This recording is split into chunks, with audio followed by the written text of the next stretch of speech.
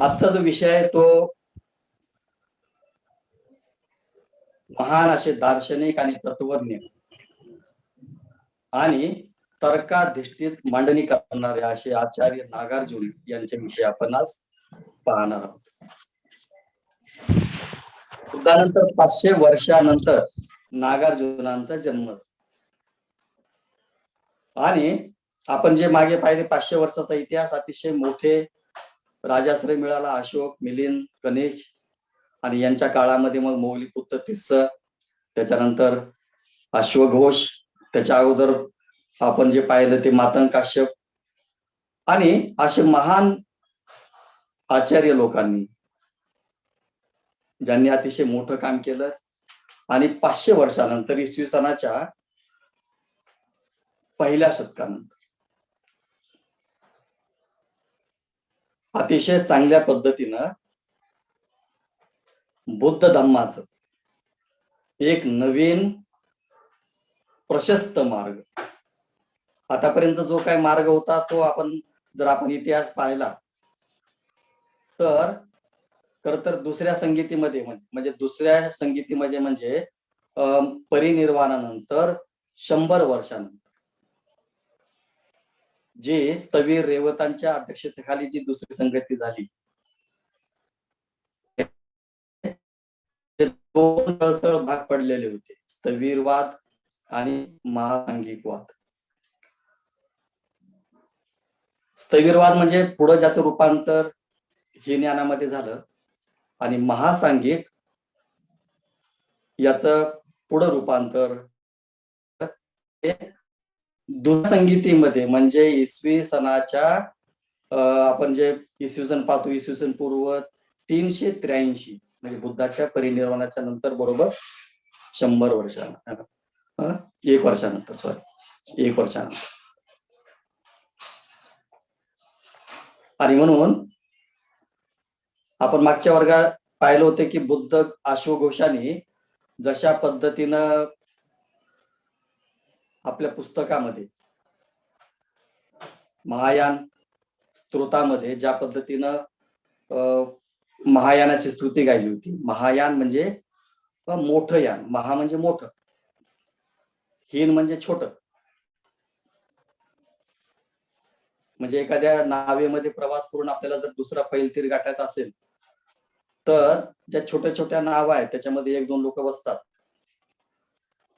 आणि तो एक माणूस त्या एक नावाडी असतो आणि एक बसलेला असतो. अशा पद्धतीनं तो एक माणूस या तीरावरून त्या तीरावर जातो, त्याला हीन यान म्हटलेलं आहे, छोटं यान म्हटलेलं आहे, छोटी नाव म्हटलेलं आहे.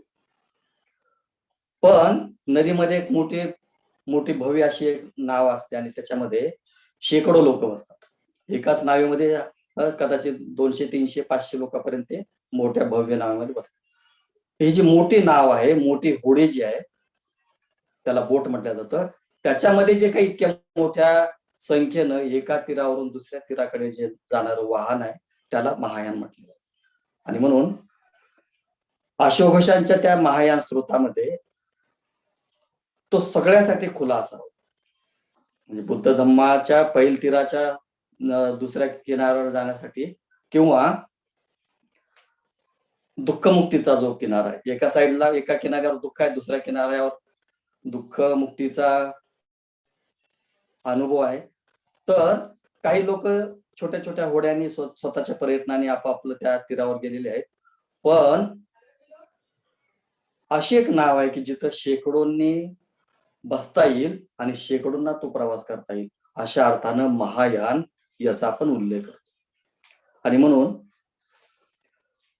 त्याचा अश्वघोषाने त्याचा उल्लेख केला, त्याची बीज त्याच्यात रोवली आणि पुढं त्याचा जो अतिशय मोठा विस्तार केला तो विस्तार नागार्जुनांच्या रूपानं झाला.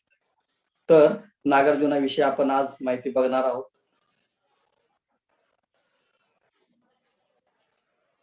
तर असं म्हणतात की हा जो दक्षिण प्रदेश आहे, या दक्षिण प्रदेशामध्ये एका ब्राह्मण कुटुंबामध्ये त्यांचा जन्म झाला आणि जो काही ग्रंथ लिहिला, म्हणजे जे काही चीनचे प्रवासी आले, आपण 300 चिनी प्रवासी म्हणतो, फाययान असतील, ह्युएन संघ असतील किंवा नंतर इत्सिंग असतील. या लोकांनी ज्या काही नोंदी केलेल्या आहेत त्या नोंदीमध्ये वेदली हे त्यांचं गाव सांगितलेलं आहे, वेदली. आणि दुसरा एक जो ग्रंथ आहे तो ग्रंथ कुसुममाला हे त्यांचं जन्मस्थान, म्हणजे वेदली आणि कुसुमस्थान, कुसुममाला.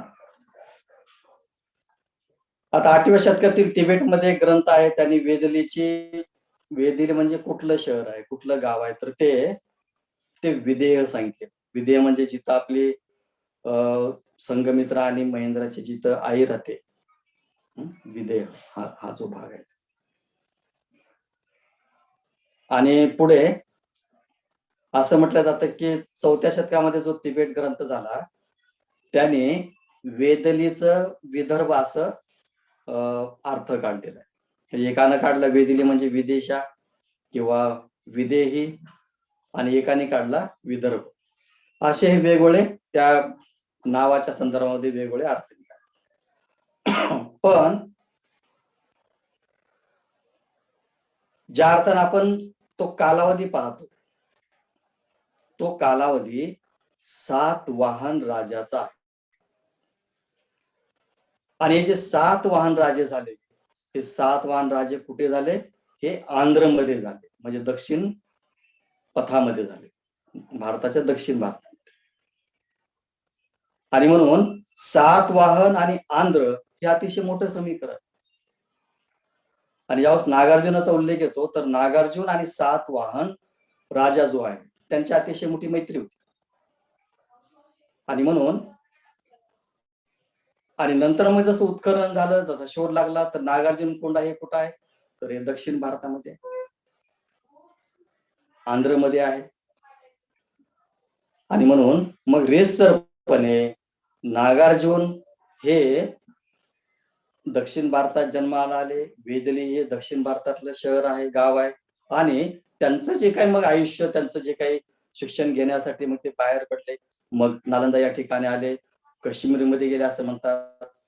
आणि जिथून जिथून त्यांना बुद्ध धम्माचं शिकता येईल तिथून तिथून त्यांनी ते बुद्ध धम्माचं शिक्षण घेतलं. आणि मग आपल्या आयुष्याचं जे काही म्हणजे उत्तरार्ध जो आहे तो त्यांनी नागार्जुन कोंडा या ठिकाणी आपलं काय केलं, वास्तव्य त्यांनी घातलं. असा हा थोडक्यामध्ये त्यांचा एक संक्षिप्त, आपण ज्याला प्रास्ताविक म्हणतो, अशा प्रकारचा आपण त्यांच्याबद्दल बघू शकतो. आणि म्हणून आंध्रमधील जो अमरावती प्रदेश आहे आणि तिथं श्रीशैल पर्वत, आपण ज्याला म्हणतो श्रीशैल पर्वत, तर त्याला श्री पर्वत सुद्धा म्हटलं जातं. आणि पुढं असं म्हणतात की ज्या पद्धतीनं श्रीशैल पर्वत आहे, श्री पर्वत म्हटलं जातं, अशा पद्धतीनं त्यांनी आपलं आयुष्य त्या ठिकाणी घातलेलं आहे, असा थोडक्यामध्ये. आता महत्वाचं म्हणजे नागार्जुन हे कुठल्या शतकामध्ये जन्माला, तर असं म्हणतात की इसवी सनाच्या 150 ते 200 या कालावधीमध्ये त्यांचं कार्य दिसून येतं. म्हणजे 150 ते 200 हा जो 50 वर्षाचा कालावधी आहे, या 50 वर्षाच्या कालावधीमध्ये त्यांचं अतिशय मोठं कार्य दिसून येतं. आणि निश्चितपणे मग त्यांचा जन्म कधी झाला असेल, तर पहिल्या शतकानंतर असं म्हणू की त्यांचा जन्म झाला 2ऱ्या शतकामध्ये. आणि एखाद्याची कर्तृत्व, आपण ज्याला म्हणतो कर्तृत्व, हे 50 वर्षाचं कर्तृत्व त्यांचं आहे. आणि मग असं म्हणतात की त्यांच्या जरी आई वडिलाचं नाव ठोसपणे आपल्याला माहित नसलं तरी असं म्हणतात की एक आमनाय नावाचा नेपाळी ग्रंथ आहे, या नेपाळी ग्रंथामध्ये त्रिविक्रम हे त्यांच्या वडिलाचं नाव सांगितलं. आमनाय या नेपाळी ग्रंथामध्ये त्रिविक्रम हे त्यांच्या वडिलाचं नाव आणि सावित्री हे त्यांच्या आईचं नाव सांगितलं. आता पुढे असं म्हणतात की मग हा मुलगा जो आहे त्याचं जन्मता काय नाव ठेवण्यात आलं होतं हे जरी माहित नसलं तरी मात्र नागार्जुन या नावाने ते पुढे फेमस झाले, ते अतिशय मोठे प्रसिद्ध झाले.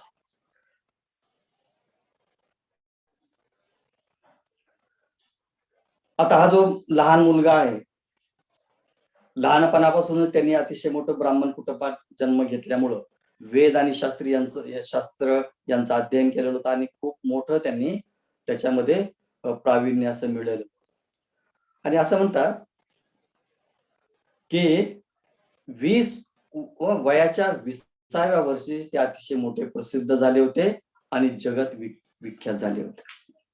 20 वर्षामध्येच, म्हणजे तारुण्यामध्ये त्यांनी स्वतःच काय केलं होतं, स्वतःच विद्वत्ता, स्वतःच तर्क मांडण्याची पद्धती, स्वतःचे विचार मांडण्याची पद्धती आणि प्रत्येक गोष्टीला परीक्षण करण्याची पद्धती, अशा पद्धतीने त्यांचं व्यक्तित्व. आता कधी कधी काय आपल्याला दिसून येतं बघा, एखादा मोठा व्यक्ती झाला की त्याच्याबद्दलच्या अनेक अशा आख्यायिका आपल्याला त्याच्याबद्दलच्या ऐकायला मिळतात. आणि म्हणून ते असं म्हणतात, विशेषतः जे कुमारजीव आहेत, 4थ्या शतकामध्ये जे काही कुमारजीव झाले, ज्यांनी अतिशय मोठ्या चिनी भाषेमध्ये रूपांतर केलंय बौद्ध ग्रंथाचं, त्यांनी असं म्हटलेलं आहे. त्यांनी पुस्तक पण दिलं आणि नागार्जुनावर त्यांनी चरित्र पण लिहिले, नागार्जुनाचं. पण असं म्हणतात, म्हणजे कुमारजीवनं काय लिहिलेलं आहे बघा, असं म्हणतात की त्यांना आपल्या जीवनाचा कंटाळा आला, जीवनाबद्दलच त्यांना अतिशय एक प्रकारचा कंटाळा आपण ज्याला म्हणतो, की काय जीवनामध्ये राहिलं नाही, अशा पद्धतीनं त्यांच्या झाल्यामुळं जीवनात काहीतरी रोमहर्षक असलं पाहिजे, काहीतरी उत्साहवर्धक असलं पाहिजे, काहीतरी साहस आणि काहीतरी वीरतापूर्ण असलं पाहिजे, अशा प्रकारचं त्यांना वाटायचं. आणि म्हणून अशा या कल्पनेतून मग ते काय वेगळं शिकत राहील. मग काय काय शिकलं त्यांनी? त्यांनी जादू विद्या शिकली. जादू आपण जे म्हणतो ना, जादू विद्या शिकली, अदृश्य होण्याची कला शिकले, अदृश्य होण्याची कला. आणि एवढंच नव्हे, तर ज्या वेळेस आपण त्यांचं व्यक्तिमत्व पाहतो, आपण जे पोस्टर पाहिलं आपल्या नागार्जुनाचं, त्याच्यामध्ये ते शास्त्रज्ञ होते, रसायनशास्त्राचे अतिशय मोठे तज्ञ होते, खगोलशास्त्राचे तज्ञ होते. असं म्हणतात की पदार्थाचं रूपांतर सोन्यामध्ये करण्याची कला त्यांनी आवड केली, अतिशय मोठं त्यांचं ते विद्वत्तापूर्ण होतं. आणि म्हणून अशा या सगळ्या मोठ्या मोठ्या अध्ययनाने त्यांनी अतिशय मोठं आपलं प्रयोग केले होते, वेगवेगळे प्रयोग केले होते. आणि मग अशा या महान माणसाला आपण ज्यावेळेस पाहतो, तर पुढे असं म्हणतात की चिनी ग्रंथामध्ये किंवा त्यांच्या संशोधनामध्ये असं म्हटलेलं आहे की नागार्जुनाचा जो आध्यात्मिक क्षेत्रातला जो काही दीर्घ अनुभव आहे किंवा धार्मिक क्षेत्रातला तो प्रवास त्यांनी त्या चीन लोकांनी सांगितलेला आहे. आता चीन ग्रंथ काय सांगतो, आपण आता कुमारजीवांचं काय, पण चीनचे ग्रंथ म्हणतात की जसं जसं ते लहानाचे मोठे मोठे होत गेले, ऐहिक जीवनामध्ये, भौतिक जीवनामध्ये त्यांना त्यांचं मन रमून लागलं. आणि मग ब्राह्मणी धर्मामधलं जे काही त्या काळातलं ज्ञान होतं, वेद होते, उपनिषद होते, ज्या काही श्रद्धा होत्या आणि जे काही विद्वत्ता ते समजायचे, ते सगळं त्यांनी प्राप्त केल्यानंतर सुद्धा त्यांना त्याच्यामध्ये समाधान झालं. सगळे कर्मकांड केले, श्रद्धा केल्या, सगळ्या उपासना केल्या, सगळे धर्मग्रंथ आजच्या भाषेमध्ये जसं आपण म्हणतो की पळून प्याले, एवढं करून सुद्धा त्यांना त्याच्यामध्ये समाधान त्यांना मिळालं. आणि मग असं म्हणतात की त्यांना कुठंतरी त्रिपिटक मिळालं आणि त्रिपिटकाचं त्यांनी 3 महिन्यामध्ये वाचन, 90 दिवसात त्यांनी संपूर्ण त्रिपिटक एकाग्रतेने वाचलं, त्याचं अध्ययन केलं आणि त्याचा अर्थ समजून घेतला.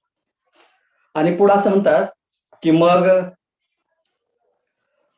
हे सगळं पाहिल्यानंतर ते अतिशय मोठे नम्र झाले आणि विरक्तीनं जगू लागले, त्रिपिटकाचं अध्ययन केलं. पण तरी पण त्यांच्या मनातला संशय दूर झाला किंवा त्यांच्या समस्या सुटल्या नाहीत. आणि मग काय करायचं, तर ते भिक्षू झाले असं म्हणतात.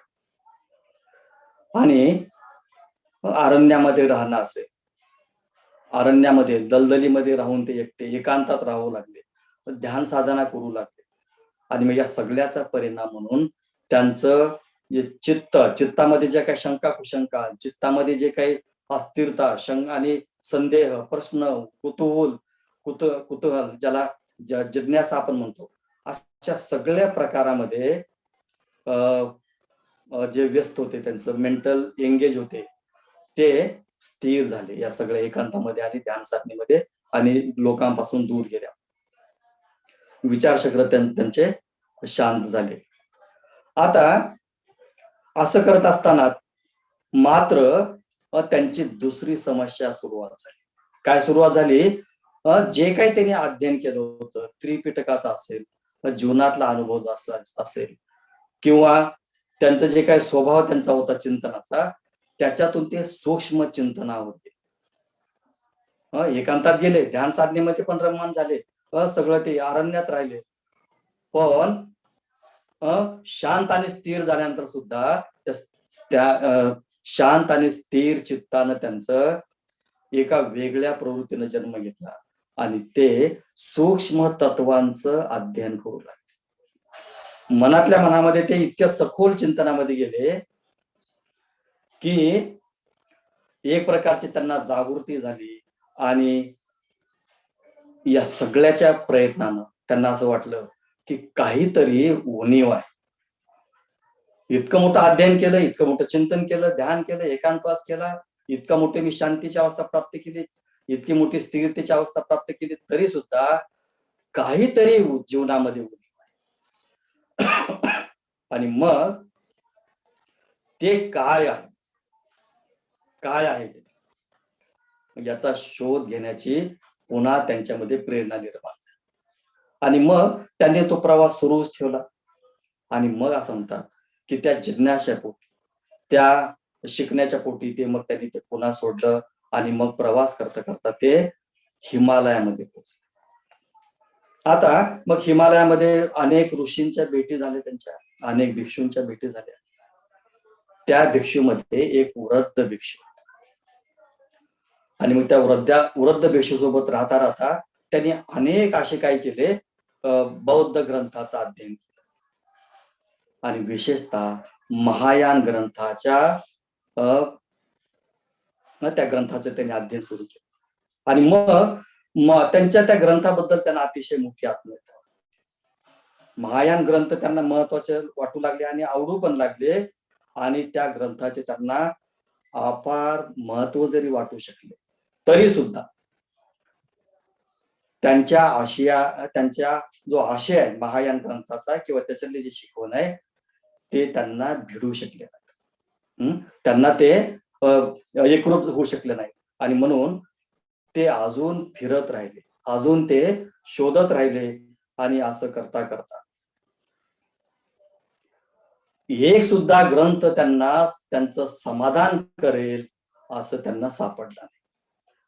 आपण जेव्हा भंतेचा प्रवास पाहतो, भंते संघर्ष त्यांचा, तर त्यांचा प्रवास असाच आहे. ते शोधत राहिले, म्हणजे बुद्ध धम्माची दीक्षा घेतलीच होती 1944 भारतामध्ये, पण ते त्यासाठी झाले, पण कुठं काही मिळतं का, याला पोषक काही वातावरण मिळतं का? जे काही शोधक वृत्ती होती भंते संरक्षकांची, त्यांनी असा शोध घेतला. अनेक ऋषीमुनीकडे गेले, अनेक आश्रमामध्ये गेले, म्हणजे तिबेटियन असतील किंवा भारतातले, त्या काळामध्ये भारतामध्ये सगळे हिंदू संन्यासी होते, अशा सगळ्यामध्ये गेले. हिंदू संन्यासी जरी असले तरी त्यांच्या साधना मात्र वज्रयानी साधना होत्या. आपण जेव्हा पाहतो भंतेंना ओम मनी पद्मी होमचा मंत्र दिला, ओम मनी पद्मी आपल्याला माहिती की हा बुद्धिस्ट मंत्र आहे. तर नागार्जुनांचं मात्र काही महायान ग्रंथाचं वाचनानंतर सुद्धा त्यांचं समाधान झालं नाही, आणि मग त्यांच्यामध्ये अहंकार निर्माण की माझ्यासारखा विद्वान आणि इतकं मोठं मी प्रयत्न करून जे काही विद्वत्ता मिळालेली आहे आणि चिंतक जे दर्शन मला लाभलेलं आहे, अशा दर्शनाचं माझ्यासोबत कोणी वादविवाद करणारा इथं अजून निर्माण झाला नाही, किंवा माझ्यासमोर कोणी थांबणार नाही, अशा प्रकारचा त्यांना अहंकार निर्माण झाला.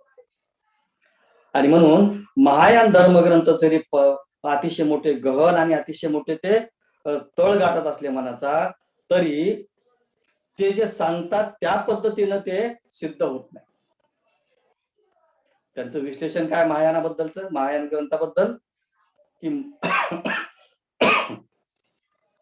महायान ग्रंथामध्ये त्यांनी जे काही सांगितलेलं आहे ते तुम्ही प्रत्यक्ष सिद्ध करू शकत, या टोकापर्यंत, या विचारापर्यंत आलेले होते. आणि म्हणून त्यांच्या मनाला असं जाणू लागलं की हे महायान ग्रंथ जे आहेत हे त्याला तर्काचा अधिष्ठान नाही. हे अतिशय मोठं आहे. म्हणजे महायान ग्रंथ, महायान पंथ आपण जेव्हा पाहतो ते तर्कावर बसत नाही. काय तर्क लावणार आपण? अशा पद्धतीने त्यांनी ते शोधून काढलं. विवेकाच्या आधारे त्याचं मांडणी करता येत नाही. विवेकाच्या आधारे त्याची मांडणी करता येत नाही. अशा प्रकारची त्यांनी मांडणी केली. आणि मग त्यांचं म्हणणं असं होतं की जे विवेकाच्या आधारावर आणि प्रमाणांच्या आधारावर जे सिद्ध करता येत नाही ते पूर्ण सत्य असू शकत नाही. बुद्धाने ते सांगितलं. म्हणजे आपण जेव्हा 500 वर्षानंतर इतिहास पाहतो बुद्ध धर्माचा, आणि विशेषतः आचार्य नागार्जुनाचा आपण इतिहास पाहतो, तर बुद्धानं जर शोध घेतला, बुद्धानं जशा पद्धतीने शोध घेतला सत्याचा, ते सत्य शोधण्यासाठी नागार्जुनांनी पण बुद्ध धम्मामध्ये शोध घेतला. बुद्ध धम्मामध्ये शोध घेतला त्यांनी की जोपर्यंत माझं समाधान होणार नाही, जोपर्यंत माझ्या विवेकाला आणि तर्काला ते माझ्यासोबत बसणार नाही, तोपर्यंत मी ते स्वीकारणार नाही. आणि जो विद्वान असतो, बाबासाहेबांनी काय शोधलं? बाबासाहेबांनी हे शोधलं की जे माझ्या तर्काला, विवेकाला आणि माझ्या बुद्धिमत्तेला आणि अनुभवाच्या कसोटीवर जोपर्यंत कोणी उतरणार नाही, तोपर्यंत बाबासाहेबांनी धर्मांतर केलं. एखादा धर्म विवेकाला उत्तर देतो का? एखादा धर्म तर्काला मान्यता देतो का? एखादा धर्म आपल्या अनुभवाच्या क्षेत्रामध्ये येतो का? अशा पद्धतीनं ही जी बुद्ध धम्माची अतिशय मोठी आकर्षण आहे, ओढ आहे. बुद्धाच्या बी स्वतःच्या जीवनामध्ये होती, नागार्जुनाच्या होती, आणि आपण पाहतो बाबासाहेबांच्या जीवनामध्ये पण अशा पद्धतीनं ते अतिशय मोठं विवेक, तर्क, आणि ज्याला आपण म्हणू की ते सत्य तुम्हाला दिसतं का आणि ते मांडता येतं, त्याचा अनुभव घेतात. अशा प्रकारचं त्यांनी निष्कर्ष काढला. त्याने बौद्धेतर तत्ववेत्यांनी बौद्ध सिद्धांतावर घेतलेले काही आक्षेप निरुत्तर करणारे आहेत असं त्यांना वाटतं. म्हणजे जे बौद्धेतर, जे बुद्धिस्ट लोक नाहीत, त्यांनी जे आक्षेप घेतलेले आहेत बौद्ध धर्मावर, ते आक्षेप देखील निरुत्तर करणार आहेत. त्यांना उत्तर तुम्हाला देता येत नाही. आणि म्हणून हे सगळं पाहिलं त्यांनी आणि असं वाटलं की हे कुठंतरी अपूर्ण, महायान ग्रंथ बुद्ध धम्माचं हे कुठंतरी अपूर्ण आहे. आणि त्यांनी असा निष्कर्ष काढला. आणि मग पुढं काय झालं पहा, पुढं बुद्ध धम्माबद्दल पण ते निराश झाले. म्हणजे कधी कधी होतं असं, कधी कधी असं होतं. मग ज्या माणसाला ते शोधायचं असतं ते मिळालं नाही, तो निराश होतो. आणि मग या सगळ्याचा परिणाम असा झाला की ते बौद्ध धर्मग्रंथावर टीका करू लागले. पुढे त्यांनी बुद्धाला गुरु मानण्याचं सुद्धा सोडलं. मला कोणी गुरु नाही अशा प्रकारचा अतिशय मोठं त्यांनी घोषणा केली. आणि मी माझा नवीन धर्म निर्माण करेल. बाबासाहेबांना पण म्हटलं, बाबासाहेब तुम्ही इकडं तिकडं धर्म कशाला शोधताय? तुम्ही स्वतःचे ते विद्वान आणि चारित्र्यवान आहेत की तुम्ही स्वतःचा धर्म स्थापन करा. बघा, म्हणजे एखादा माणूस स्वकर्तृत्वानं आणि स्वतःच्या विद्वत्तेनं काय करू शकतो. महात्मा फुलेंनी सार्वजनिक सत्य धर्माची स्थापना केली. हे अतिशय मोठं हे तत्वचिंतन आहे. ज्या ज्या लोकांनी स्वतःच हे केलं,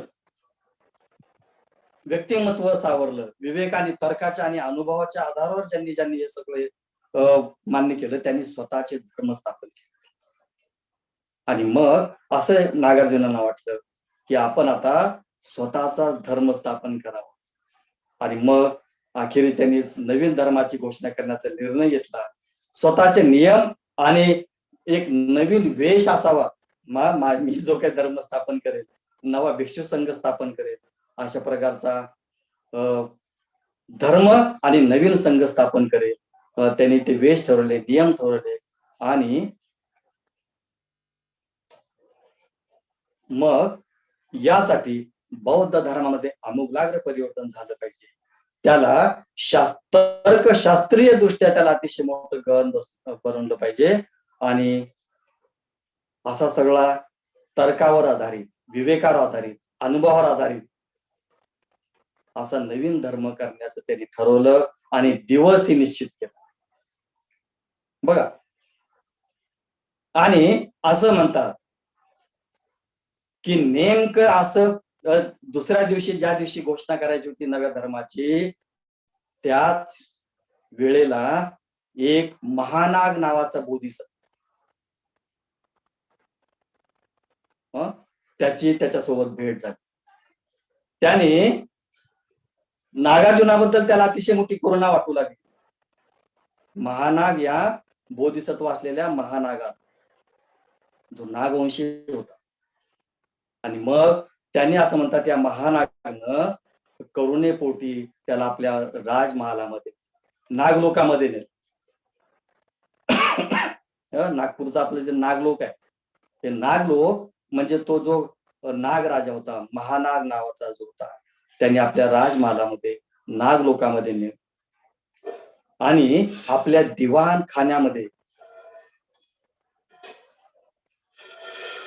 काय दाखवलं त्यांनी? 7 मौल्यवान असे भांडे दाखवली.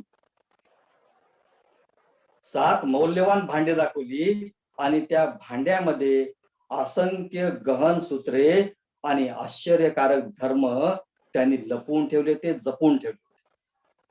महानाग या बोधिसत्वान नागलोकामध्ये आपल्या राजमहाल 7 प्रकारचे अतिशय मोठे भांडे, रत्नजडित मौल्यवान भांडे दाखवले की ज्याच्यामध्ये काय होतं, असंख्य गहन सूत्रे होते आणि आश्चर्यकारक असे काही धर्मसूत्र होते जे त्यांनी जपून ठेवले.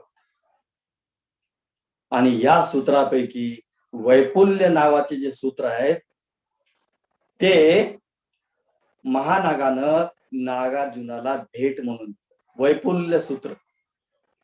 आणि मग 90 दिवसामध्ये पुढं, 90 दिवसाचा अतिशय मोठा महत्वाचा भाग आहे. 3 महिन्यामध्ये ते म्हणतात ते सूत्र त्यांनी वाचून काढले, वैपुल्य सूत्र. इतकं मोठं गहन अध्ययन त्यांनी केलं त्याच्यामध्ये, आणि असं म्हणतात की ते सूत्र नागार्जुनांची जी काय अतिशय तर्कादिष्टी तत्वज्ञ म्हणून जी मान्यता होती, दार्शनिक म्हणून मान्यता होती, आणि एक विवेकशील, विवेकावर आधारित, तर्कावर आधारित, कसोटीला जो उतरणारे सगळे जे अनुभव होते, हे सगळे सूत्र त्यांच्या अनुभवाशी जुळले आणि त्यांना धर्माचा खराखुरा लाभ.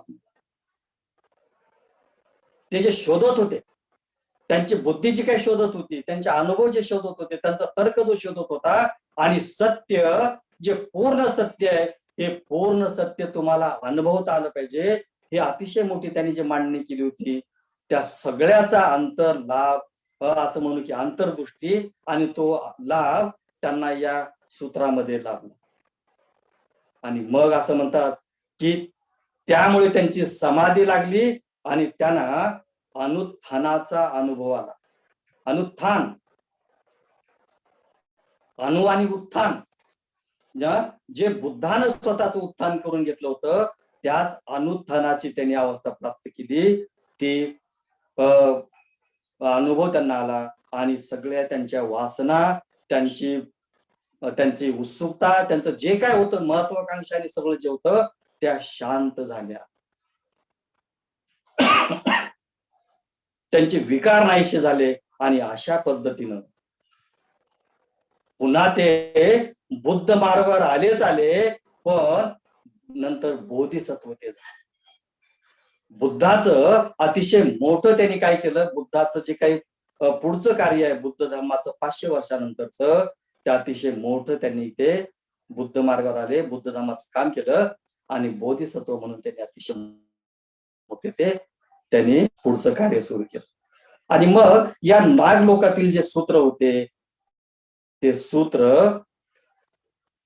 त्यांनी काही त्याच्यातला भाग स्वतःमध्ये घेतला आणि मग महानागानं पुन्हा त्यांना दक्षिण भारतामध्ये परत आणलं आणि ती असं म्हणतात की ती सूत्रे पुन्हा त्यांनी 10 वाचली, धर्माचा प्रचार प्रसार केला आणि बौद्धेतर जे काही वादविवादपट्टू होते त्या काळामध्ये त्या सगळ्या वादविवादपट्टूंचा आणि मोठ्या मोठ्या आचार्यांचा जे बौद्ध धर्माच्या विरोधात होते त्यांचा पराभव केला.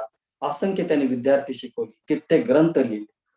आपल्याला माहित आहे की नागार्जुनांनी 20 ग्रंथ लिहिलेले, अतिशय मोठे ग्रंथ आहेत, त्याचा आपण शेवटी उल्लेख करूया.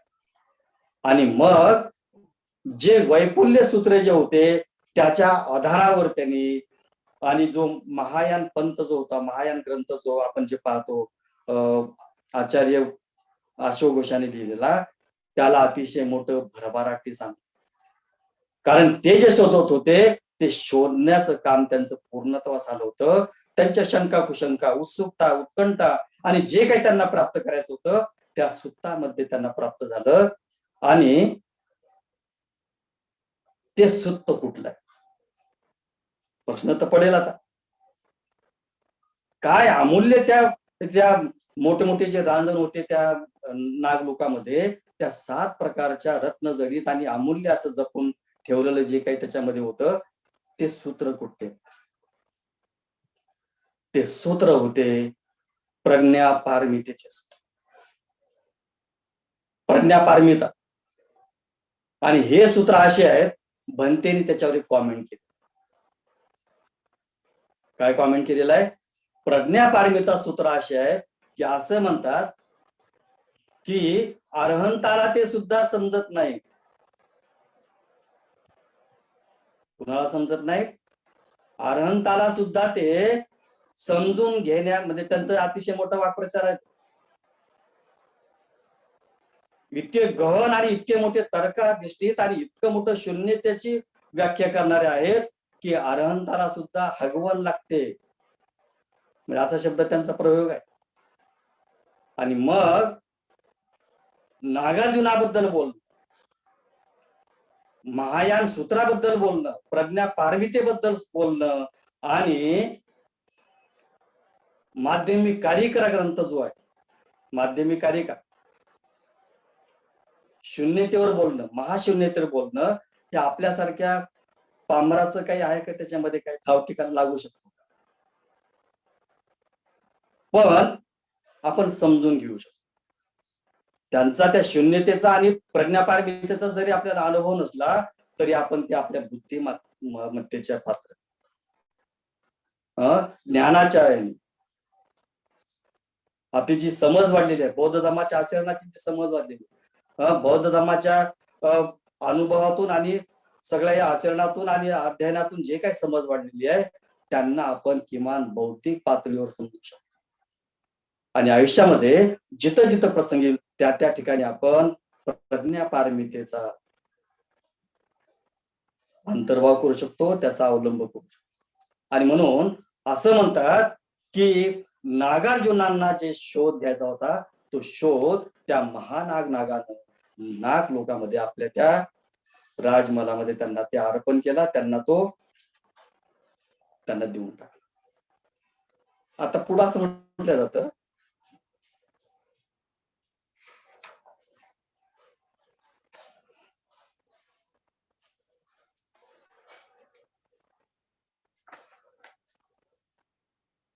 आता त्यांच्याबद्दलचं जे काही आपण हे मत पाहिलेलं आहे ते मत पुढं असं म्हटलं जातं की हे सगळं त्यांच्याबद्दल आपण पाहिल्यानंतर याला ऐतिहासिक कसं करायचं, याच्यातलं ऐतिहासिक तथ्य, आणि म्हणून त्याचं विश्लेषण अशा पद्धतीने आपण पाहतो की दुराचार आणि अस्तित्व याच्या समस्या त्यांना अस्वस्थ करत असतात. दुराचार आणि अस्तित्व हे जे भौतिक अस्तित्व आहे, या भौतिक अस्तित्वामध्ये दुराचार आहे, या सगळ्या बाबी त्यांना अस्वस्थ करत असतात. त्यांच्या मनाला आणि त्यांच्या बुद्धीला समाधान मिळेल अशा प्रकारचं कुठलंही त्यांना ना ब्राह्मणी धर्मामध्ये ना वेदामध्ये आणि तत्वज्ञानामध्ये मिळालं नाही. आणि स्थविरवादाच्या अध्ययनानं त्यांना मनशांती मिळाली. स्थविरवाद म्हणजे आपण ज्याला थेरवाद म्हणतो, हिनयान म्हणतो, या अध्ययनानं पण त्यांना शांती मिळाली. वैराग्य आणि भिक्षूचं जीवन त्यांनी ते प्राप्त केलं होतं. वैराग्य धारण केलं, भिक्षू दीक्षा घेतली, तरी सुद्धा त्यांच्यामध्ये त्यांना समाधान मिळालं नाही, शांती मिळाली.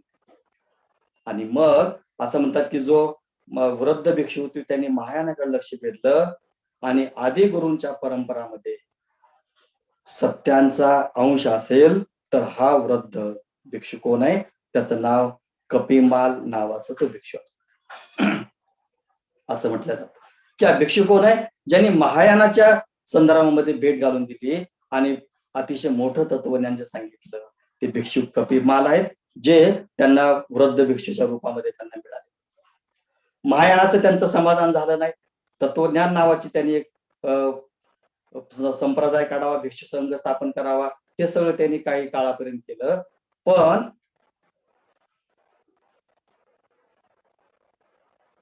नवीन जो काही धर्म त्यांना काढायचा होता किंवा नवीन जो पंथ काढायचा होता त्याच्यामध्ये त्यांचं असं म्हणणं होतं की मी जो काही धर्म काढेल किंवा जो काही पंथ काढेल त्याच्यामध्ये बुद्धाची अशी शिकवण मी प्राप्त हे करेल की केवळ तर्काधिष्ठित असेल. मी जो काय पंथ काढेल किंवा धर्म काढेल तो काय असेल? बुद्ध धम्मामध्ये एवढे काही सिद्धांत असतील, एवढे काही ते सगळ्याच्या बाबी असतील, त्या ज्या विवेकावर आधारित आहे आणि केवळ तर्काला मान्यता देतात, अशाच बाबी माझ्या धर्मामध्ये मी ठेवेल. बाकीचा जो काही सगळा जो काही भाग आहे तो मी त्याच्यामध्ये माझ्या धर्मामध्ये घेणार. आणि मग या सुमारास त्यांना जे गवसलं, त्यांना जे सापडलं ते वैपुल्य सूत्र म्हणजे प्रज्ञापारमिता सूत्र त्यांच्या जीवनाचं शोधाचं अंतिम ठिकाण. आता त्याच्यामध्ये असं एक म्हटलं जातं की या सूत्रामुळं त्यांना ती जी अवस्था प्राप्त होती, आपण शेवटची अवस्था म्हणतो बुद्ध धम्माची, ती सगळी अवस्था प्राप्त केली. त्यांनी बोध घेतला आणि त्यांनी निब्बाणाची अवस्था प्राप्त केली. आणि बुद्ध धम्माचे किंवा गौतम बुद्धाचे, भगवान गौतम बुद्धाचे ते निस्सीम भक्त झाले आणि निष्ठावंत अनुयायी झाले आणि बुद्ध धम्माचा प्रचार त्यांनी आयुष्यभर केला. आता मतितार्थ आपल्याला त्याचा काढावा लागेल की तो महानाग कोण आहे, की राजमाल कोण आहे. याच्या संदर्भामध्ये असं म्हटलं जातं की त्या नागमहालातून, नाग लोकातून जो महानागाने जे वैफल्य सूत्र आणली त्याची पुराण कथा, त्याचा अन्वय अर्थ कसा लावायचा. त्याचा अन्वय अर्थ असा आहे की या सूत्रांचे प्रामाण्य स्वीकारणारे व त्यावर आपल्या तत्वज्ञानाचा संप्रदाय उभा करणारे ते पहिले मोठे आचार्य होते. प्रज्ञापारमिता हृदय सूत्रावर पहिलं या सगळ्या सूत्रावर धर्माची उभारणी करणारे आणि त्या सगळ्या प्रमाणांचा आणि त्यांचं प्रामाण्य आणि त्या तत्वज्ञानावर संप्रदाय उभारणारे हे पहिले मोठे आचार्य बुद्ध धर्मामध्ये.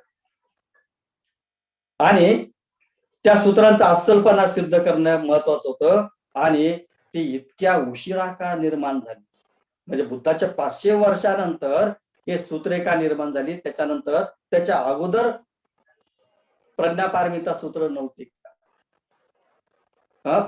5व्या शतकामध्ये म्हणजे बुद्धाच्या 500 वर्षानंतरच ते निर्माण झाली का आणि इतक्या उशिरा का निर्माण झाली, असे सगळे याचं स्पष्टीकरण आवश्यक.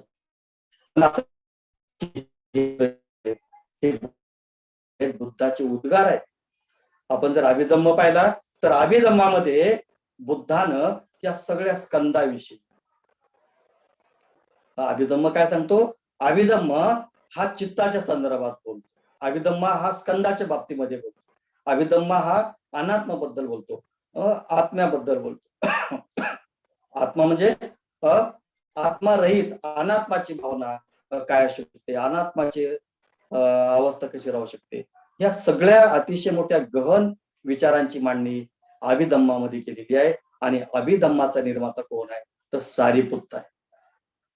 कारण बुद्धाचं सगळं प्रज्ञेचं जे काही सार आहे हे सारीपुत्ताने घेतलं होतं स्वतःकडे. बुद्धाचं जे काही समाधी आणि ध्यान साधना आणि त्यांच्या बुद्धाच्या जे काही रिद्धी आणि सगळ्या हे जे अभिज्ञा म्हणतोय सगळं ज्ञान महामौलाकडे होतं.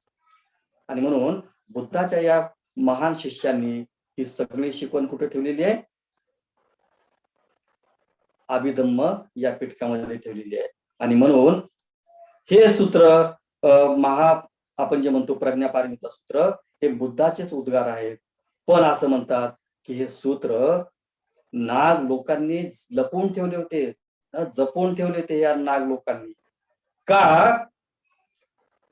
कारण आख्यायिका अशी आहे, आख्यायिका काय सांगते की जे धन आहे त्या धनाचं रक्षण करणं हे नाग लोकांचं मूळ धर्म आहे.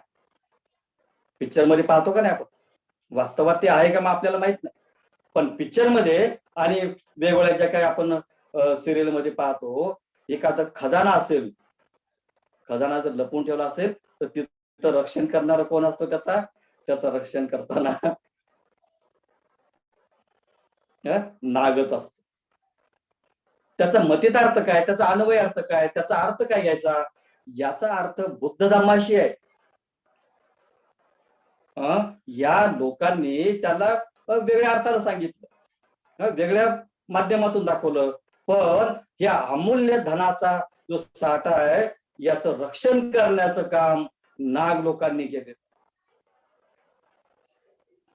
आणि म्हणून हे अमूल्य रत्न कुठलं आहे, हा अमूल्य खजाना कुठला आहे? तर तो प्रज्ञा पारमिता सुत्ताचा अमूल्य खजाना आहे. हे अतिशय मोठे हे आपण जेव्हा सुत्त वाचतो तर अरहंताला हगवण लावते असं म्हणतात.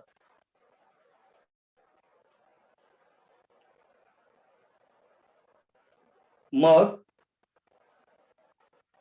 जेव्हा या सूत्राच्या दृष्टीनं, प्रचाराच्या दृष्टीनं, म्हणजे बुद्धाच्या 500 वर्षानंतर असं वाटलं की आता योग्य वेळ आलेली आहे, या सूत्रांना बाहेर काढण्याची आता योग्य वेळ आलेली आहे. आणि मग महानागानं त्या नाग लोकातून बाहेर सुत्त काढले आणि नागार्जुनाच्या हवाली केले की या सुत्तांना समजणारा आणि अनुभव करणारा आता एकच व्यक्ती आहे आणि तो तुम्ही आहात. येतं का लक्षामध्ये? केळुस्कर गुरुजीने जे काय बुद्ध चरित्र दिलं ते बुद्ध चरित्र त्यांनी इतर विद्यार्थ्यांना वाटत बसले नाहीत. हे संदर्भ आपल्याला लावता आले पाहिजेत की केळुस्कर गुरुजीने मुंबईमध्ये असंख्य विद्यार्थी होते, ब्राह्मण होते, वेगळ्या वेगळ्या जातीचे आणि धर्माचे लोक होते, बुद्ध चरित्र त्यांच्या हवाली का केलं नाही? योग्य वेळेला योग्य व्यक्तीच्या हातामध्ये ते सूत्र मिळाली की काय होऊ शकतं हे नागार्जुनाचा इतिहास आपल्याला सांगतो, भंते संघर्षताचा इतिहास आपल्याला सांगतो आणि बाबासाहेबांचा दैदिप्यमान इतिहास.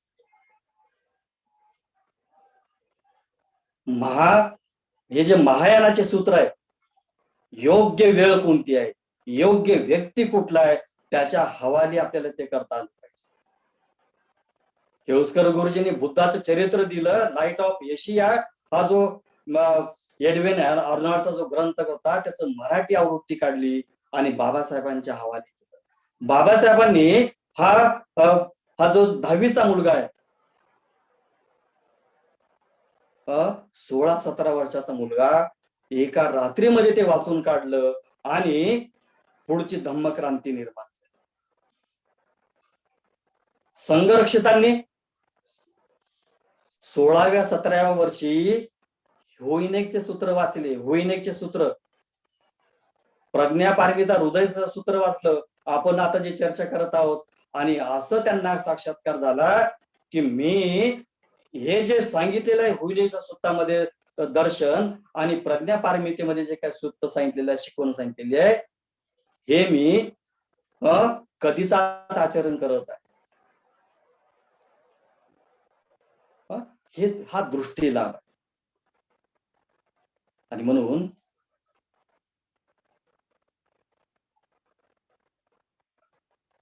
थॉमस पेन ह्युमन राईट नावाचं जे पुस्तक होतं, ह्युमन राईट, मानवाचे अधिकार, शाळेत असताना त्या इंग्लिश फादर, त्यांचा जो टीचर होता, त्यांनी त्याला वाचण्यासाठी भेट दिलं. म्हणजे हे संदर्भ आपल्यासाठी महत्वाचे आहे. ज्योतिबा फुले कसे निर्माण झाले? थॉमस पेनच्या मानवाचा अधिकार.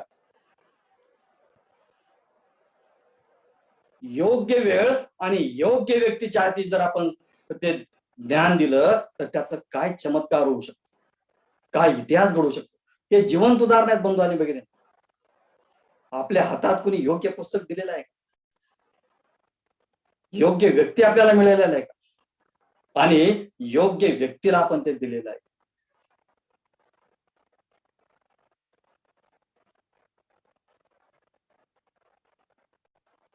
अशा अर्थानं मग नागार्जुनांनी योग्य व्यक्तीच्या असते त्या महानागनं ते सूत्र दिले आणि त्याच्या आधारावर मग महायान संप्रदायाचं संघटन त्यांनी केलं. दुसरा बुद्ध म्हटलं जातं. बुद्धाच्या 500 वर्षानंतर दुसरा बुद्ध म्हणून नागार्जुनांची गणना होते. हे अतिशय मोलाचं स्थान आहे. म्हणजे 500 वर्षानंतर जी काही बुद्ध धर्मामध्ये जी काही कर्मठता आली होती, जी शिथिलता आली होती, जे प्रश्न निर्माण झाले होते, आपल्याला माहित असेल की पहिल्या शतकामध्ये आद्य शंकराचार्य झाला या दरम्यानच, या दोघांच्या. पण आद्य शंकराला विवादामध्ये हरवलं. आद्य शंकराचे जे काही तर्क आणि सगळे जे काही त्यांची मांडणी होती, त्याला रोखठोक उत्तर देणारा कोण होता?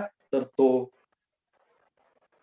आचार्य नागार्जुन होते. आणि असं म्हणतात की त्या तत्कालिक परिस्थितीमध्ये, त्या काळामध्ये नागार्जुनासारखा तत्वज्ञ, दार्शनिक आणि चिंतक भारतामध्ये दुसरा कोणी. असं अतिशय मोठं अद्वितीय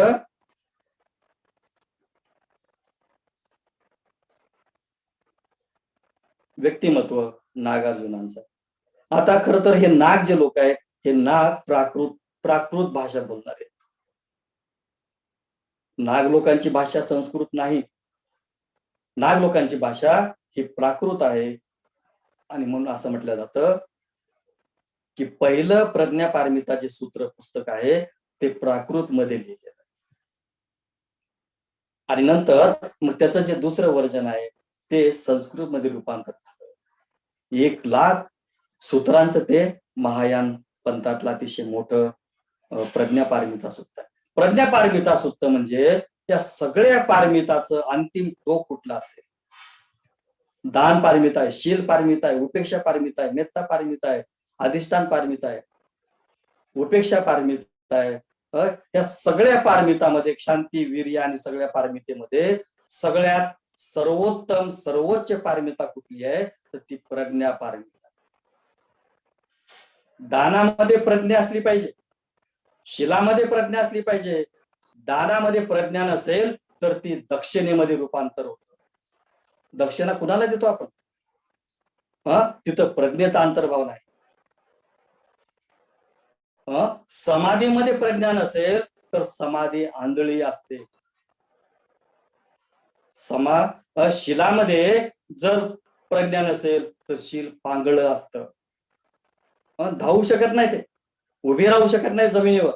आणि म्हणून प्रज्ञा ही सगळ्या पारमितामध्ये सर्वोच्च आहे. दानामध्ये प्रज्ञा नसेल तर दक्षिणा होते. कुणाला देतात, का देतात, कशासाठी देतात, काय त्याचं पत्ता. बौद्ध समाजानं अतिशय मोठं गेल्या 65 वर्षामध्ये दान दिलं, पण त्या दानामध्ये प्रज्ञा नाही. कुणाला दान देतोय आपण? दान संघाला देतो का एखादा भिक्षू एखादा झोळी टाकून आपल्या दरवाजामध्ये येतो, त्या झोळीमध्ये दान जातं का त्या दानाला कुठंतरी संघाची पावती मिळते? किती दिलं आपण, पण या लोकांनी स्वतःचे घर भरले, स्वतःचे मुलं बाळे पोचली, गावाकडे शेती बाड्या झाल्या, धर्म मात्र जिथल्या तिथं राहिला.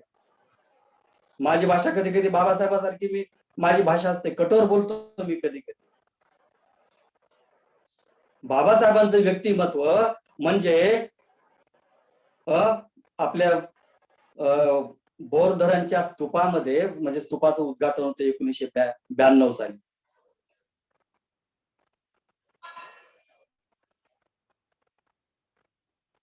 तिकडून तैवानचे लोक आले आणि तैवानच्या त्या धर्मगुरून म्हटलं की बाबासाहेबांमध्ये बुद्ध पण आहेत, नागार्जुन पण आहे.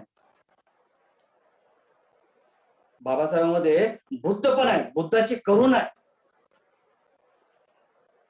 पण नागार्जुनासारखी तर्कनिष्ठता आहे, विवेकशीलता आहे आणि प्रज्ञा आहे. किती शोधलं बाबासाहेबांनी. Who were the Shudra, the untouchable, का अस्पृश्य झालो, हे सगळं शोधन जी प्रवृत्ती आहे ती नागार्जुनाची बाबासाहेबांमध्ये आली. मुद्दा बंधू असेच आहे की प्रज्ञापारमिता आपल्या प्रत्येक जीवनाच्या अंगामध्ये आपली दान भावना असेल, शील असेल, समाधी असेल, वीर्य असेल, वीर्यामध्ये प्रज्ञा नसेल तर तो अति उत्साह नडतो. केवळ एका दिवसामध्ये आपल्यामध्ये इतका मोठा उत्साह येतो 14 एप्रिलला की 15 एप्रिलला तो उत्साह निघून जातो. वीर्यामध्ये प्रज्ञा नाही. हे असंख्य असं प्रज्ञापारमिताचं सूत्र याच्यावर उभारणी केली नागार्जुनाने आणि महायान पंथ अतिशय मोठा भरभराट सांगला. दुसरा बुद्धाच्या रूपाने. हे जे दक्षिण भारतामध्ये आपण सगळे जे पाहतो हे रूप कशाचे आहे.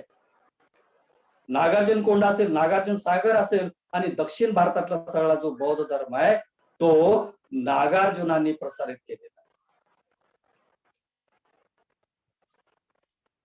आता पुढे जाऊया.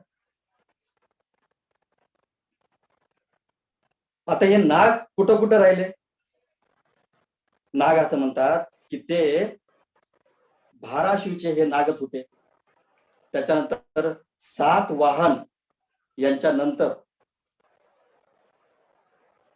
महाराष्ट्रामध्ये आणि कुंतल या प्रदेशावर राज्य करणारे नागच होते.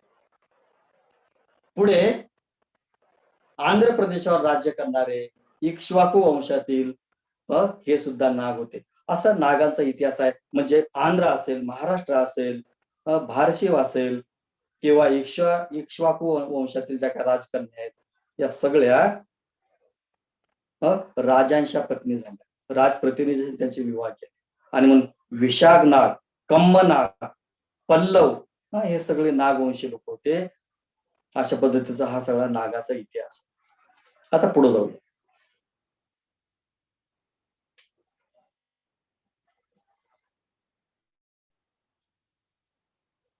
आणि म्हणून असं म्हटलं जातं नाग हे प्रज्ञावंताचे प्रतीक आहे. नाग कोण आहेत. नाग हे प्रज्ञावंताचे प्रतीक आहेत. कसे प्रतीक आहेत. ज्या नागार्जुनांना पूर्ण प्रज्ञेची प्राप्ती आणि प्रज्ञापारमिताची दीक्षा दिली तो महानाग प्रमुख प्रज्ञावंताचे प्रतिनिधित्व करण्याचा आपण हा प्रतीकात बघू शकतो.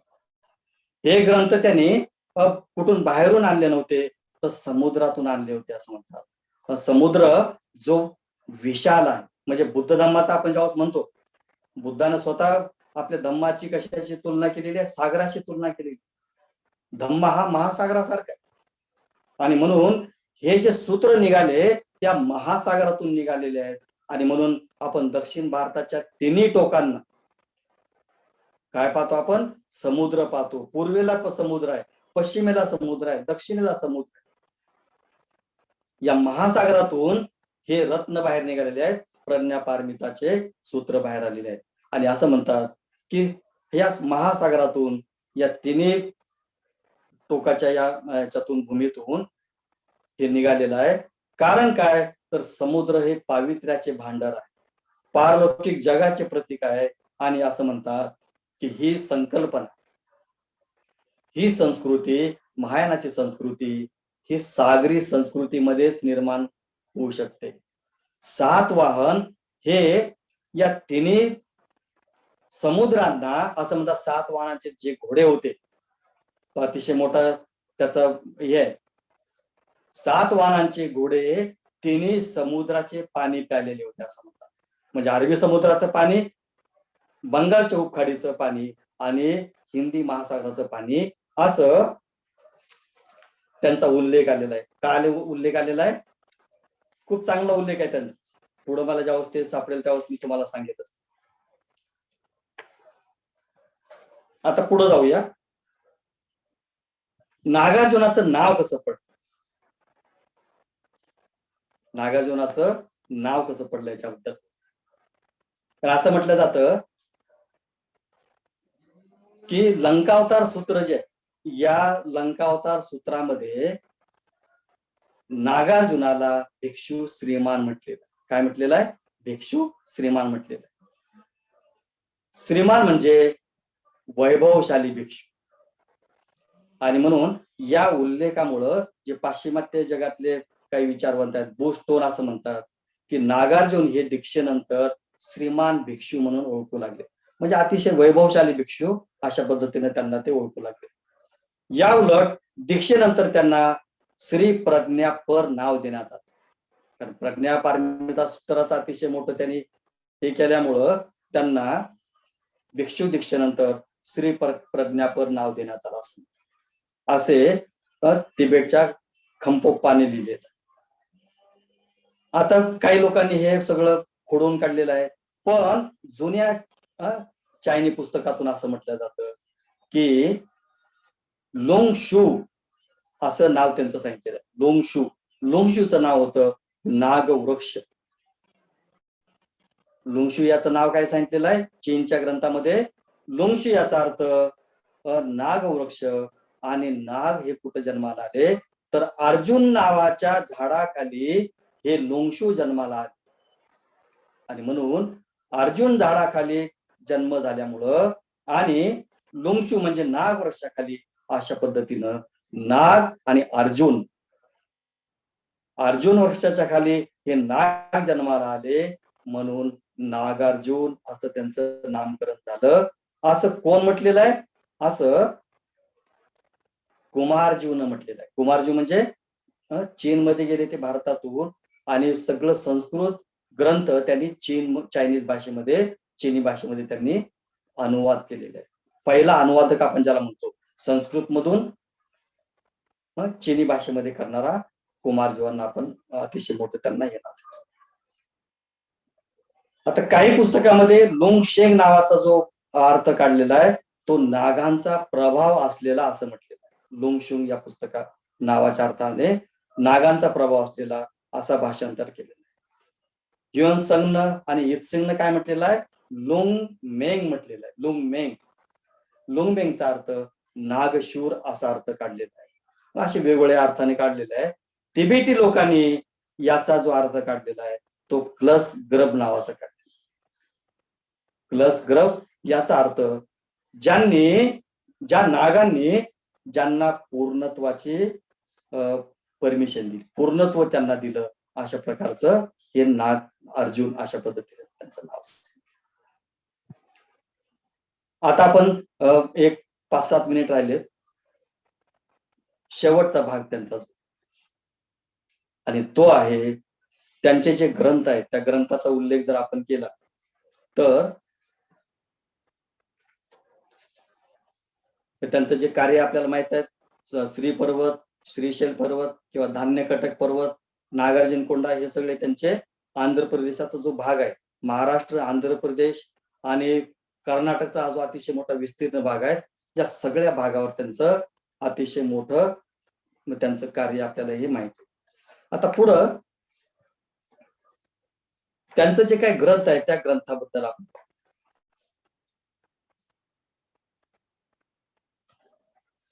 त्यांचे 20 ग्रंथ आहेत आणि 20 ग्रंथापैकी आपण जर पाहिलं तर त्यांच्या सगळ्यात महत्वाचा जो ग्रंथ आहे तो आहे माध्यमिक शास्त्र किंवा त्याला मूल माध्यम कारिका म्हणतात. मूल माध्यमिक कारिका हे अतिशय मौल्यवान ग्रंथ आहे आणि तो आधुनिक म्हणजे बुद्धाच्या 500 वर्षानंतर बुद्ध धम्माची तर्क दिष्टीत मांडणी करणारा मूल मध्यम कारिका ग्रंथ आहे. आता हा ग्रंथ काय सांगतो आपल्याला, पुढे आपण फक्त एकदा नाव वाचून घेऊ. दुसरा त्यांचा ग्रंथ आहे विग्रह व्यावर्तनी. आणि विग्रह व्यावर्तनी म्हणजे जे जे विरोधक आहे त्या विरोधकांचं खंडन करणारा हा विग्रह व्यावर्तनी आहे. त्याच्यानंतर त्यांचा तिसरा जो ग्रंथ आहे तो रत्नावली आहे, जो एक राजा जो आहे त्या राजांना 7 वाहन आपण ज्याला म्हणतो, त्या 7 वाहनांना त्यांनी पत्र लिहिलेलं आहे, पत्रातून उपदेश केलेला आहे. आणि पुढं सुरुल्लेख सुरुल्लेख सुरुलेख हा एक ग्रंथ आहे त्यांचा, जो त्याच राजाला मैत्रीपूर्ण पत्र त्यांनी लिहिलेलं आहे. आणि असे हे 4 ग्रंथ त्यानंतर 6वा ग्रंथ त्यांचा आहे द्वादश मुखशास्त्र. द्वादश मुखशास्त्र म्हणजे 12 विषय असलेलं शास्त्र. त्याच्यानंतर 7वा त्यांचा जो ग्रंथ आहे तो महाप्रज्ञापारमिता शास्त्र नावाचा आहे. तर असे हे त्यांचे जे काही 5-7 ग्रंथ आपण पाहिले, पण त्यांच्या नावावर 20 ग्रंथ आहेत आणि अतिशय मोठी त्यांची ही ग्रंथ संपदा आहे. आता हा सगळा त्यांचा इतिहास आहे, त्यांचं व्यक्तिमत्व आहे. पण त्यांचा जो ग्रंथ आहे आणि त्यांनी महायान पंथाची जी काय अतिशय मोठी सर्वश्रेष्ठ उभारणी केली, त्याला नावारूपास आणलं आणि त्याचा प्रचार केला, या माध्यमिक कारिका या ग्रंथाचं महत्व, या ग्रंथाचं महत्व आणि प्रज्ञापारमिता सूक्ताचं महत्व एक 5 मिनिटांमध्ये जेवढं सांगेल तेवढं सांगते. तर माध्यमिक कारिका म्हणजे काय, तर संसार आणि निर्वाण, एका बाजूला अस्तित्व आहे आणि दुसऱ्या बाजूला नास्तित्व आहे. आस्ती आणि नास्ती हे 2 शब्द प्रयोग आहेत. अस्तित्व आणि नास्तित्व हे जे जीवनाचे जे काही 2 दर्शन दाखवले जातात, की हे सगळं जे दिसणार आहे ते अस्तित्व आहे, न दिसणारं नास्तित्व. आणि म्हणून या दोन्ही मार्गांना चक्षुश्रोत घ्राण जीवा आपण जे म्हणतो हे अस्तित्व आहे. पण ब्राह्मणी धर्मानं हे जे हे दिसणारं जग आहे त्याला अमान्य केलेलं आहे. जगत सत्या ब्रह्म सत्या जगत मिथ्या म्हटलेलं आहे. ब्रह्म काय सत्य आहे, जग हे मिथ्य आहे. आणि म्हणून जे अस्तित्वामध्ये आहे त्याला तुम्ही नाकारता आणि जे अस्तित्वामध्ये नाही त्याला तुम्ही मानता. आणि म्हणून हा रूप आणि आत्मा ज्याला म्हटले, हे आता तत्वज्ञानाचा विषय आहे. आणि अरहंताला जर हागवण लागत असेल तर आपल्यासारख्या लोकांची काय अवस्था होईल. आणि म्हणून हे शून्यतावाद, माध्यमिक कारिका ज्याला आपण माध्यमिक म्हणतो, म्हणजे शून्यतावादाची शिकवण नागार्जुनांनी आपल्या या पंथामध्ये मांडली. खूप मोठा तो शून्यतावाद आहे. शून्यता काय, माध्यमिक कारिका म्हणजे जीवनातले जे काही 2 टोक आहेत, संसार आणि निर्वाण, याच्यामध्ये मध्यम मार्ग आहे. रूप आणि आत्मा याच्यामधला मध्यम मार्ग त्यांनी काढला.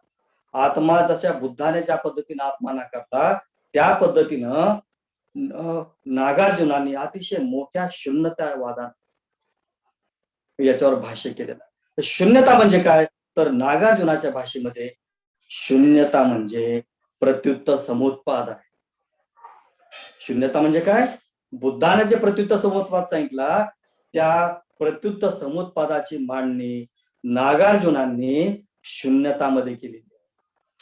शून्यता म्हणजे जर रूप असेल तर रूप जर छिन्न विच्छिन्न केलं, ते विघटन केलं तर त्याच्यामध्ये शून्यता आहे. रूप काय, रूपामध्ये पृथ्वी आप तेज वायू आहे. हे 4 घटक, ते 4 घटक ज्यावेळेस वेगळे असतात त्यांना शून्य किंमत असते. आहे त्यांना किंमत काही, हे गतिहीन असतात, स्थिर घटक असतात. पृथ्वी आप तेज वायू हे घटक स्थिर असतात, म्हणजे त्याच्यामध्ये शून्य गतिमानता असते. पण हेच घटक ज्यावेळेस एकत्र येतात त्यांच्यामधले गतिशील स्थिर बद्धता स्थितिशीलता ही शून्यवत होते. अतिशय मोठं तत्वज्ञान सांगितलं. शून्य म्हणजे अभाव. कशाचा अभाव आहे, तर स्कंद जोपर्यंत वेगवेगळे आहेत तोपर्यंत त्यांच्यामध्ये जागृतीचा अभाव आहे, त्याच्यामध्ये जीविताचा प्राणांचा अभाव आहे. पण ज्यावेळेस ते एकत्र येतील तर त्याच्यामध्ये आत्मा नसतो. ते ज्यावेळेस वेगळे असतात, जर त्यांच्यामध्ये आत्मा नसेल तर एकत्र आल्यानंतर त्यांच्यामध्ये आत्मा कसा असेल.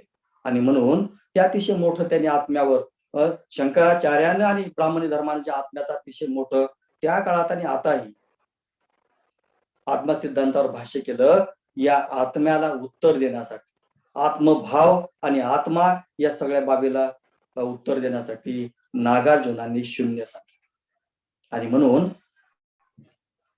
चक्षु श्रोत घ्राण जिवा म्हणजे डोळे, कान, जिवा आणि नाक आणि स्पर्श किंवा आपण ज्याला त्वचा म्हणतो, आणि आपलं जे मन आहे, हे मन आणि हे 6 इंद्रिय त्यांचे जे विषय आहेत, शब्द, रूप, गंध, रस, स्पर्श आणि धर्म, हे हे इंद्रिय आहेत आणि या इंद्रियांचा विषय आहेत. आणि त्याच्या पुढे त्यांचे जे विज्ञान आहे, विज्ञान म्हणजे रूप विज्ञान आहे, चक्षु विज्ञान आहे, स्रोत विज्ञान आहे, घ्राण विज्ञान आहे.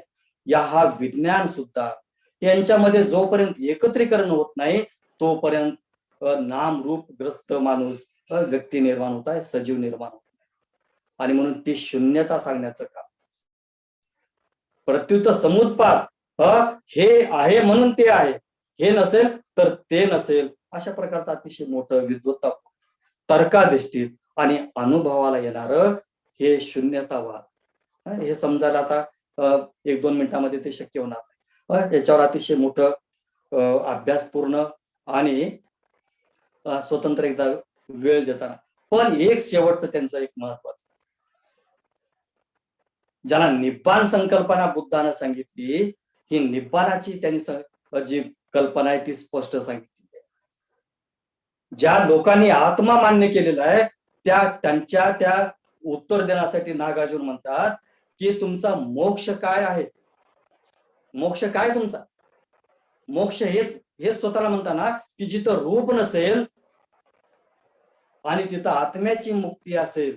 बघा किती मोठं त्यांनी विद्वत्तापूर्ण मध्यम कारिकामध्ये आणि प्रत्युत समुत्पादाचं आणि निब्बाणाची कल्पनाची अतिशय स्पष्ट पद्धतीने सांगितली. ब्राह्मणी धर्मामध्ये तुम्ही जो मोक्ष सांगितलेला आहे, तो मोक्ष म्हणजे काय की अशी अवस्था की जिथं रूप पण नष्ट होईल आणि जिथं आत्मा नष्ट होईल, अशी जी मोक्ष आत्मा रहित जी काय अवस्था तुम्ही मोक्षाची सांगितलेली आहे, बुद्ध जन्म असताना, जिवंत असताना ही अवस्था तुम्हाला प्रदान करतो. न चक्षु रूप घ्राण जिवा काया मनांसी, न शब्द रूप गंध रस स्पष्टव्य धर्म, न चक्षु धातू रूप धातू, न घ्राण जीवा धातू, न मनोविज्ञान धातू. मोक्षातली तुम्ही जे मृत्यूनंतरचा आणि आत्म्याची भाव सांगता, तिथं आत्मा नष्ट होतो, रूप नष्ट होतो. निब्बाण ही जिवंतपणे अनुभवण्याची कथा आहे. रूप असतं पण तुम्ही रूप रहित असता, विज्ञान असतं पण तुम्ही रूप विज्ञान रहित असता, आणि चित्त असतं पण चित्त रहित असता, शब्द असतात पण शब्द रहित असतात. अशा प्रकारची निब्बाणाची अवस्था तुम्हाला जिवंतपणे जर प्राप्त करणारा धर्म उपलब्ध असतील तर मोक्षाचा का माग लागतो. आणि प्रज्ञापारमिता सूत्र, आता मी जे सगळं बोललो हे प्रज्ञापारमिता सूत्र आहे. आणि म्हणून प्रत्युसमुत्पाद म्हणजे शून्यतावाद आहे. हे नसेल तर ते नसेल, शून्य असेल तर तिथं अभाव कशाचा आहे. संस्कारी शून्यता आहे तर संस्कारी शून्यता काय, कारण तिथं असंस्कारिततेचा अभाव आहे. संसार आणि निर्वाण दोन नाही, संसार आणि निर्वाण दोन नाही तर ते अद्वैत आहेत. संसारामध्येच निर्वाण आहे. चिखलामध्ये जसं कमळ उगवतं तसं संसारामध्ये बुद्ध निर्माण होतात. आणि म्हणून शून्यता कशाचा आहे, शून्यता हीच आहे की संसार आणि निर्वाण हे दोन नसून हे एक आहे. ही महाशून्यता आणि शून्यता आता अतिशय मोठ्या पद्धतीने त्यांनी सांगितलं. पण या वर्गामध्ये जास्त सांगता येणार, वेळेचा अभाव असतो आणि आपला सगळाच भाग ऑनलाईन मध्ये सगळं क्लिअर होईल असं पण आपल्याला वाचावं लागेल, अभ्यास करावा लागेल, ते चिंतन करावं लागेल, तर्क लावावं लागेल की काय नेमकं सांगायचंय नागार्जुनाला. तर अशा पद्धतीनं हे महान नागार्जुन त्यांचं गुंटूरमध्ये असं म्हणतात की त्यांचं निधन झालं. गुंटूर का कुठला ते प्रदेश आहे, पण मी तिकडे जात नाही. पण अशाच पद्धतीनं त्यांचं ज्यावेळेस आपण चरित्र पाहतो तर त्यांचं निधन असं म्हणतात.